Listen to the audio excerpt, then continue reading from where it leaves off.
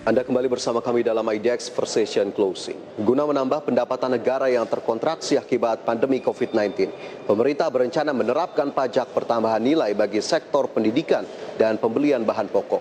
Namun rencana tersebut mendapat penolakan keras dari berbagai pihak. Pajak adalah pungutan wajib dari rakyat untuk negara. Setiap sen uang pajak yang dibayarkan rakyat akan masuk dalam pos pendapatan negara dari sektor pajak. Penggunaannya untuk membiayai belanja pemerintah pusat maupun daerah demi kesejahteraan masyarakat.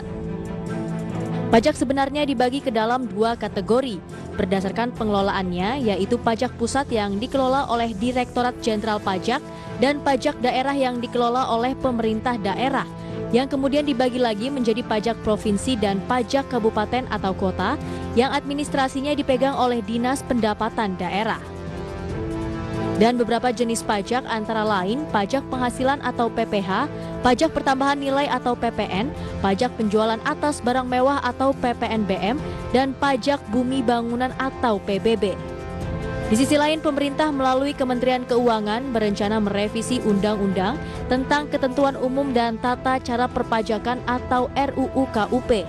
Dalam RUU KUP tersebut, pemerintah berencana akan mengenakan pajak pertambahan nilai atau PPN untuk sejumlah bahan pokok sembako hingga pendidikan. Dan tentunya rencana tersebut mendapat penolakan keras dari berbagai pihak termasuk masyarakat. Dan dikhawatirkan akan menimbulkan efek jangka panjang seperti peningkatan angka kemiskinan, pengangguran, hingga resesi.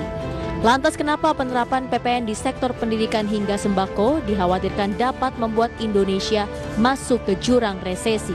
Dan apa yang seharusnya dilakukan oleh pemerintah? Saksikan pembahasan selengkapnya dalam IDX Session Closing Market.